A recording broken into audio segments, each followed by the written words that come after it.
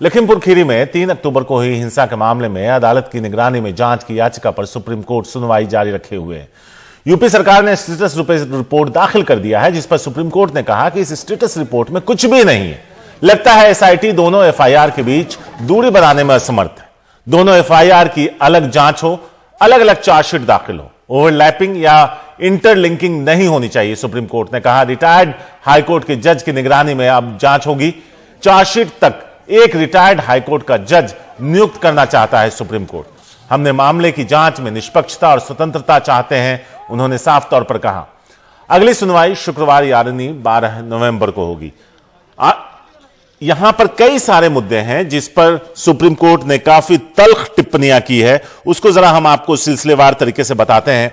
उन्होंने कहा कि आपने मोबाइल टावर को लेकर क्या किया, कौन उस क्षेत्र में मौजूद था, क्या इसके लिए कुछ किया, क्या अन्य आरोपी मोबाइल फोन का इस्तेमाल नहीं कर रहे थे। उन्होंने साल्वे ने इसका जवाब दिया। उसके अलावा जस्टिस सूर्यकांत ने कहा कि हमें यह कहते हुए दुख हो रहा है कि प्रथम दृष्टया ऐसा लगता है कि एक विशेष आरोपी को 2 एफआईआर को ओवरलैप करके लाभ दिया जा रहा है। सीजीआई ने कहा आपको जांच करनी होगी। जस्टिस सूर्यकांत ने कहा अब कहा जा रहा है 2 एफआईआर है, एक एफआईआर में जुटाए गए सबूत दूसरे में इस्तेमाल किए जाएंगे। एक आरोपी को बचाने के लिए दूसरी एफआईआर में एक तरह से सबूत इकट्ठा किए जा रहे हैं। यूपी पुलिस की जांच पर फिर सुप्रीम कोर्ट ने जो निशाना साधा है वो बता दें। सुप्रीम कोर्ट ने कहा था 2 एफआईआर के मामले में, उसके अलावा जो सीजीआई ने कहा है उसके बारे में आपको बताते हैं कि उन्होंने कहा दोनों एफआईआर की अलग अलग जांच हो। जस्टिस सूर्यकांत ने कहा एक किसान की हत्या का मामला है तो दूसरा पत्रकार और राजनीतिक कार्यकर्ता का। गवाहों के बयान दर्ज किए गए हैं जो मुख्य आरोपी के पक्ष में लगते हैं। जस्टिस सूर्यकांत कहते हैं यह अलग बात है। जब साल्वे ने कहा कि अगर कोई आगे आता है और कहता है कि उसका बयान दर्ज किया जाए तो वो उन्हें करना होगा। यह अलग बात है जब आप कुछ लोगों की पहचान करने का प्रयास करें और फिर बयान दर्ज करें। सुप्रीम कोर्ट ने जो यूपी पुलिस को फटकार लगाई है उसके बारे में हम आपको बता रहे हैं। उन्होंने कहा कि दूसरे हाईकोर्ट के रिटायर्ड जज से जांच की जाएगी।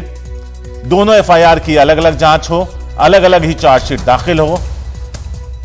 हमें लगता है कि एसआईटी दूसरे एफआईआर के बीच दूरी बनाने में, यानी एक एफआईआर और दूसरे एफआईआर के बीच में दूरी बनाने में असमर्थ है।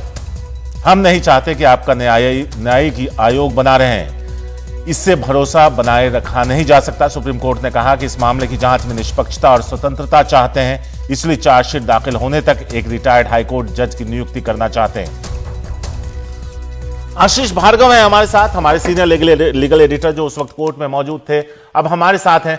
आशीष, हम कुछ पॉइंट्स बता रहे थे कि अंदर क्या क्या हुआ, सिलसिलेवार तरीके से आप अगर दर्शकों को फिर से बता पाएं कि जो स्टेटस रिपोर्ट दाखिल की उसको लेकर सुप्रीम कोर्ट ने उसे खारिज करते हुए क्या कुछ कहा है।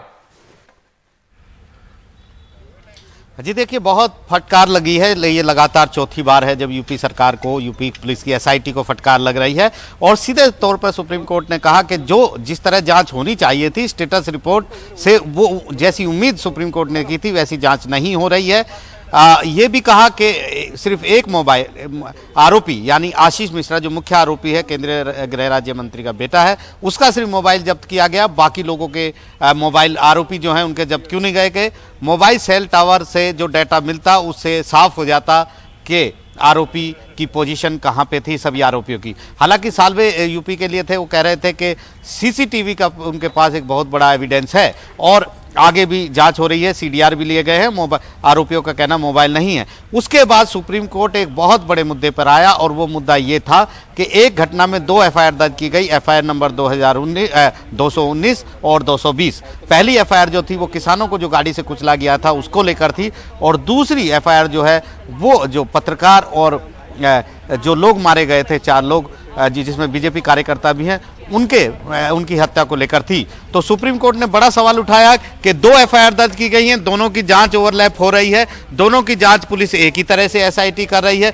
वही गवाह आ रहे हैं। एक मामले के गवाह जो है वो आरोपियों को सपोर्ट करते हैं कि वो वहां पर नहीं थे। इस तरीके से आरोपियों को बचाने की कोशिश, कवायद, ऐसा लगता है प्रथम दृष्टया। बहुत बड़े शब्द यहां पर सुप्रीम कोर्ट ने इस्तेमाल किए हैं यूपी पुलिस के लिए कि उन्हें ऐसा लगता है जैसे एक विशेष आरोपी, और विशेष आरोपी कौन है ये सब जानते हैं, उसको बचाने की कवायद यहां पर हो रही है। जब 2 एफआईआर है, 2 मामले हैं तो एक जांच कैसे होगी, क्यों हो रही है और क्यों होनी चाहिए, ये सुप्रीम कोर्ट ने पूछा है। सुप्रीम कोर्ट ने यह भी कहा है कि अभी तक की जांच से ये लगता है कि किसी भी तरह से जांच उस उम्मीदों पर खरी नहीं उतरेगी, निष्पक्ष जांच ये नहीं लगती है और सही जांच भी नहीं लगती, पारदर्शी जांच भी नहीं लगती। तो सुप्रीम कोर्ट ने सीधे तौर पर कह दिया है कि वो अब एक हाई कोर्ट के रिटायर्ड जज, और हाई कोर्ट भी कौन सा, इलाहाबाद हाई कोर्ट नहीं बल्कि किसी दूसरे हाई कोर्ट के रिटायर्ड जज को निगरानी के लिए रखेगा। दोनों मामलों की अलग अलग जांच होगी, अलग अलग चार्जशीट फाइल होगी,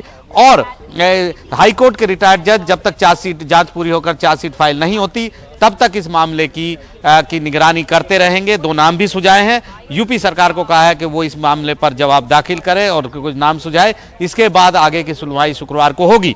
तो बड़े कटघरे में सुप्रीम कोर्ट ने यहां खड़ा कर दिया है यूपी सरकार को, यूपी पुलिस को, यूपी पुलिस की एसआईटी को, और शारिक ये बताने की कोशिश की है कि अगर इस मामले में किसी भी आरोपी, चाहे वो कितना भी विशेष हो, कितना भी बड़ा हो, कितना प्रभावशाली हो, बचाने की कोशिश की जाएगी तो सुप्रीम कोर्ट बीच में खड़ा है और सुप्रीम कोर्ट इसके लिए किसी भी तरह के आदेश दे सकता है। तो कहीं ना कहीं न्यायिक जांच जो यूपी सरकार कर रही थी उस पर भी भरोसा जताने से इनकार सुप्रीम कोर्ट ने किया है, और अब रिटायर्ड जज की मॉनिटरिंग की निगरानी में, यानी एक तरीके से सुप्रीम कोर्ट अब वहां पर निगरानी करेगा इस पूरे मामले की जांच की, ताकि जांच निष्पक्ष हो, पारदर्शी हो, सही तरीके से हो और स्वतंत्र हो। यह सुप्रीम कोर्ट ने कहा है, और एक बहुत बड़ा कदम इस मामले में सुप्रीम कोर्ट उठाने जा रहा है। लेकिन सुप्रीम कोर्ट ने एक बार फिर साफ किया है कि सीबीआई जांच से इस मामले का हल नहीं निकलेगा। तो जांच वही करते रहेंगे, लेकिन जांच की निगरानी रिटायर्ड हाई कोर्ट के जज करेंगे, और उससे भी ऊपर देश की सबसे बड़ी अदालत यहां पर बार बार इसकी स्क्रूटनी करती रहेगी।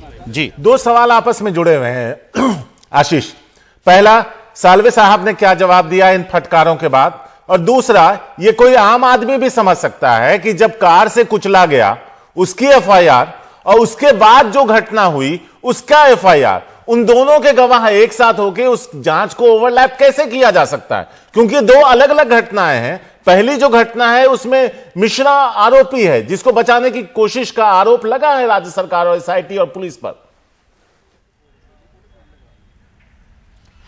जी बिल्कुल, देखिए आप कभी भी देखिए, ये एक अब हम कहेंगे भारतीय अपराध शास्त्र में अगर हम क्रिमिनल जूरिस्प्रूडेंस देखेंगे तो एक बहुत बड़े मुद्दे होते हैं जब क्रॉस एफआईआर होती हैं, छोटे से छोटे मामले से लेकर बड़े से बड़े मामले में। अगर सिंपल दो पड़ोसियों का झगड़ा है, दोनों एक दूसरे के खिलाफ एफआईआर दर्ज कराते हैं, उसको क्रॉस एफआईआर बोलते हैं। तो यहाँ पर हम क्रॉस एफआईआर नहीं बोल रहे हैं, लेकिन दो पक्ष है यहाँ पर, एक किसानों का पक्ष है, एक पॉलिटिकल पार्टी के लोगों का पक्ष है जिनके ऊपर यह आरोप है कि उन्होंने किसानों को कुचला।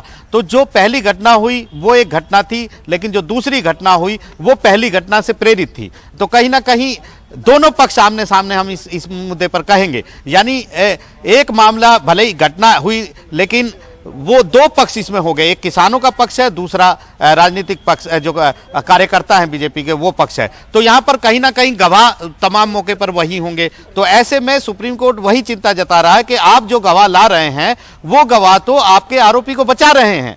तो यहीं पर बहुत सारे सवाल उठाए। तो इस तरीके की जांच नहीं होनी चाहिए, दो अलग अलग जांच होंगी, अलग अलग एफआईआर है। लेकिन सबसे अहम बात यह है कि यूपी सरकार ने यह माना है कि गवाह आरोपियों के खिलाफ उसके पास सबूत है, सीसीटीवी के रूप में उसके पास सबूत है, तमाम आरोपी वहां पर थे, ऐसा उनका कहना है। और सबसे बड़ी बात, जो पत्रकार रमन कश्यप की जो मौत हुई वो गाड़ी से कुचलकर हुई, ये यूपी सरकार ने बताया है। उसने कहा है कि शुरुआत में ये भ्रम था, ये कंफ्यूजन था कि वो शायद आशीष मिश्रा के साथ गाड़ी में था, लेकिन बाद में जांच से पता चला है कि उसे भी गाड़ी से कुचला गया है। तो कहीं ना कहीं यूपी सरकार ये बताने की कोशिश कर रही है कि उसकी जांच सही दिशा में जा रही है, राजनीतिक रंग देने की कोशिश है, ये साल्वे साहब कह रहे थे।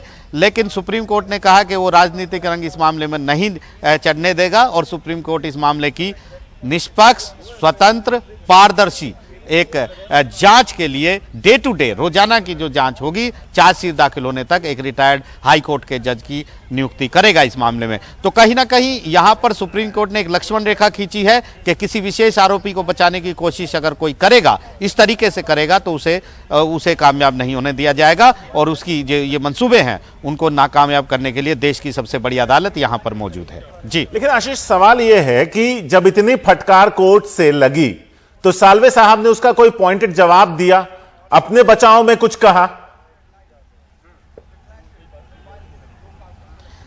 जी देखिए, वो बार बार बताने की कोशिश कर रहे थे कि आरोपियों के मोबाइल उनको नहीं मिले। आरोपियों ने कहा कि उनके बाकी आरोपियों ने कहा कि वो मोबाइल इस्तेमाल नहीं करते, लेकिन उनके सीडीआर निकाले गए हैं। लैब से लगातार संपर्क में है, लैब की रिपोर्ट आएगी। सीसीटीवी जो फुटेज है वो एक क्लिंचिंग एविडेंस है, ये साल्वे साहब ने कहा। उनके पास बहुत सारे सबूत है, आरोपियों को छोड़ा नहीं जाएगा, बख्शा नहीं जाएगा, पुख्ता सबूत है, ये बात कर रहे हैं। लेकिन ये भी साथ में कह रहे थे कि अगर कोई गवाह आकर ये कहे कि मैं गवाही देना चाहता हूं, तो पुलिस मना नहीं कर सकती, इंकार नहीं कर सकती, उसे गवाही लेनी पड़ेगी। ये इस मुद्दे पर बात थी कि सुप्रीम कोर्ट ये कह रही थी कि पहली नजर में साफ लग रहा है कि गवाह जो है वो आरोपी के पक्ष में, एक विशिष्ट आरोपी, एक विशेष आरोपी के पक्ष में गवाही दे रहे हैं। तो कहीं ना कहीं उसको बचाने की कोशिश, एक कवायद है दूसरी एफआईआर के जरिए, क्योंकि दूसरी एफआईआर में जो जांच है वो उन किसानों की हो रही है जो वहां पर प्रदर्शन कर रहे थे, क्योंकि वो एक रिएक्शन था। वहां पर एक घटना हुई थी, उस घटना के बाद जो किसान थे जो रैली कर रहे थे वो नाराज हो गए, तो वहां पर मारपीट हुई, उसी में 4 लोगों की मौत हुई। वो एक हिंसा का केस था।